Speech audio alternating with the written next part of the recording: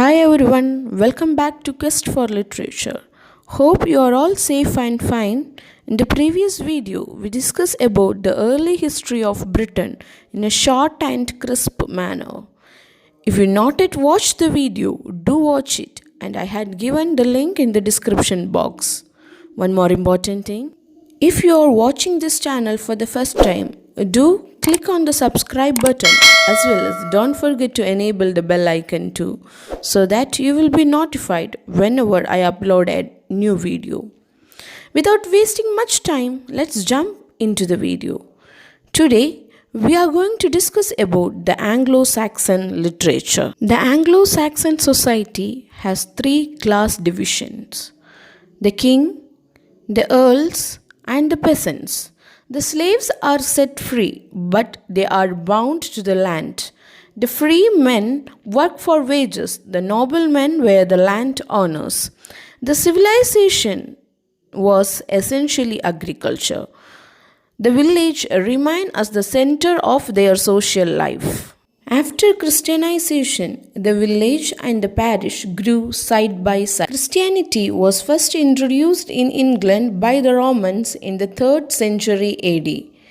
The Emperor Constantine declared Christianity as the official religion, but when the Romans depart in the 5th century, the religion also disappeared. The Anglo-Saxons were heathens. Their conversion took place in the 7th century. Ethelred, the Anglo-Saxon ruler, welcomed Christian missionaries sent by Pope Gregory the Great. Ethelred had a special reason to the support of this conversion because he had already married a Christian princess of France. Then a church was established at Canterbury and Augustine was made as the first archbishop. Now let us discuss about Alfred the Great. Alfred was the grandson of Egbert. Hope you remember who is Egbert, is it? If you remember, please comment down in the comment section who is Egbert. And here this Alfred was a great statesman. Alfred introduced many military reforms. He created a national navy to meet the Danes at sea, and thus he became the founder father of the English navy. He was also a great lawgiver and a scholar. He encouraged learning and patronized literature. He had translated a lot of books, especially Latin books, into English. He was the guiding spirit behind the Anglo-Saxon chronicles. Venerable Bede's ecclesiastical history and Gregory's pastoral rule were translated during Alfred's reign. He had made a collection of ancient epics, and he is the man behind the Treaty of Wedmore. Alfred spent much time in hearing the complaints of people. He always favored the poor because he said the poor had no friend but the king. Now let us see some of the significance of Anglo-Saxon period. The Anglo-Saxon conquest was a long and slow process covering a period of 5 centuries. It was a national migration rather than a conquest. Anglo-Saxon period is also called Old English period. We get their story from Venerable Bede's ecclesiastical history of the English-speaking people, which is written in Latin in the 8th century.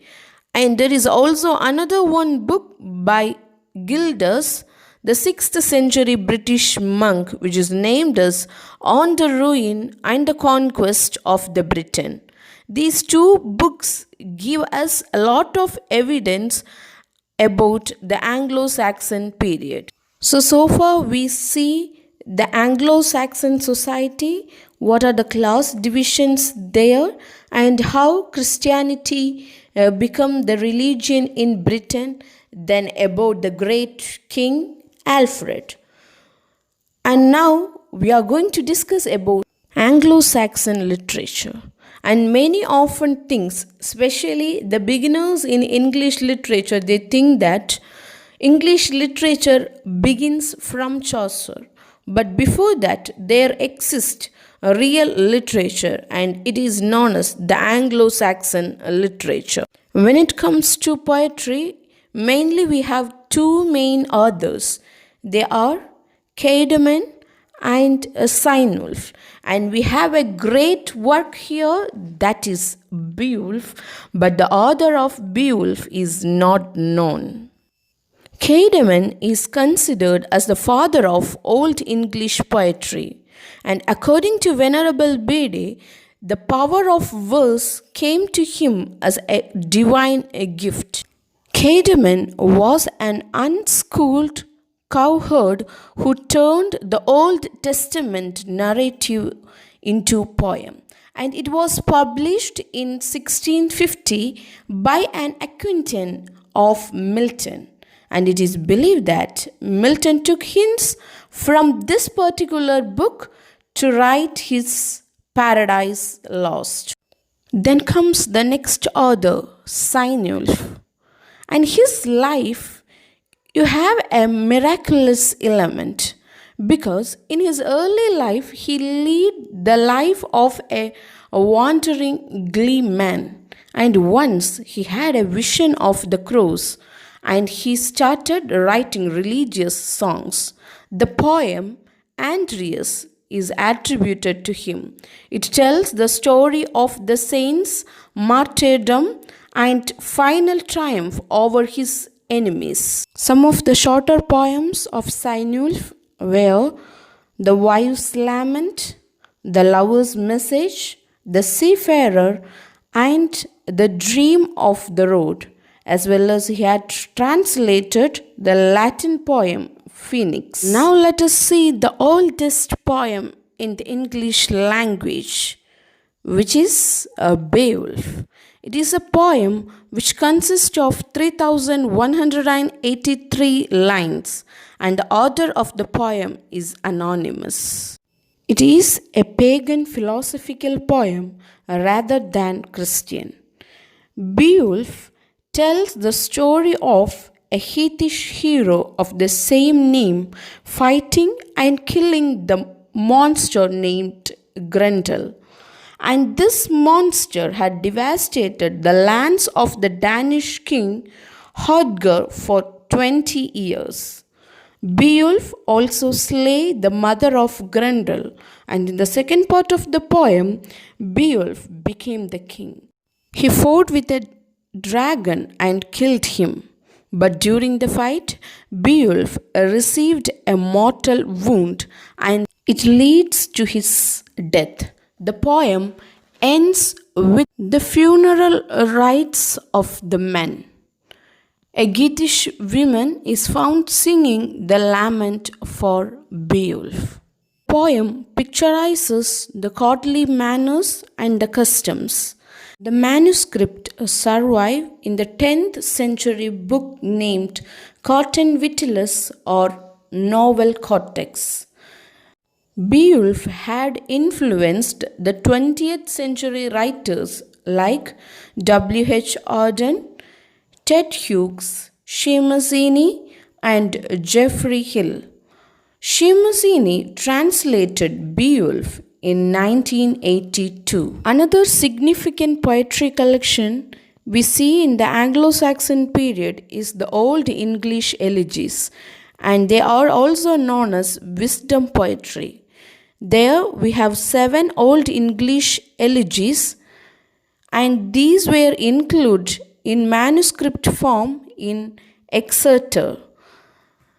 And these elegies had the themes of desolation, loss, and consolation.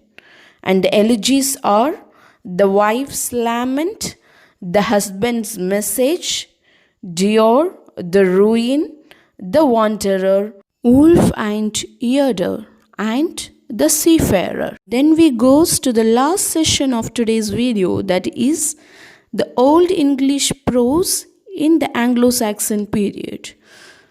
Mostly the prose works are consist of sermons and translations from Latin.